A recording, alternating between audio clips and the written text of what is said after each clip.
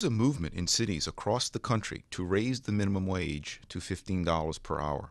One of the most prominent advocates is former Labor Secretary Robert Reich, who thinks that $15 per hour should be the minimum wage for the entire country.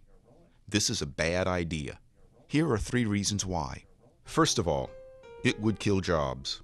One of the basic lessons of economics is that when the price of something goes up, people buy less of it. So, if the price of pumpkin lattes rises, you can expect consumers to buy fewer of them. This law of demand also affects the market for low-skilled workers. Raising the minimum wage means a higher cost of employing each worker, which makes workers less affordable than before. Our coffee shop won't keep a worker at the mandated $15 per hour if that worker's efforts only result in $7.25 per hour in added revenue. Over the course of a year, a shop that keeps such a worker full-time would lose $15,500. So instead, it will eliminate that job.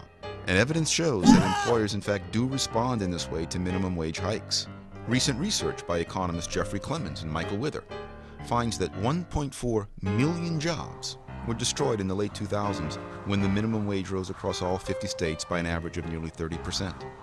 And worse, those job losses were probably suffered by the people who need jobs the most. This fact brings us to reason number 2. The minimum wage actually hurts the people we most want to help. When the minimum wage rises, the workers fired first and the ones hired last are those who employers judge to be the least productive. The inner-city teen from the lousy school district or the immigrant with poor English will be fired before the suburban American teen from the excellent school district. So those who are most disadvantaged tend to suffer the most job losses. This reality is compounded by the fact that raising the minimum wage causes more competition for jobs.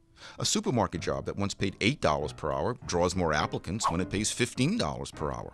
Applicants who include retirees and people with higher education who re-enter the workforce only because of the higher wage. Because these people often have more skills, they squeeze out immigrants and those from disadvantaged backgrounds who are likely more desperate for the jobs and certainly more desperate to gain job experience.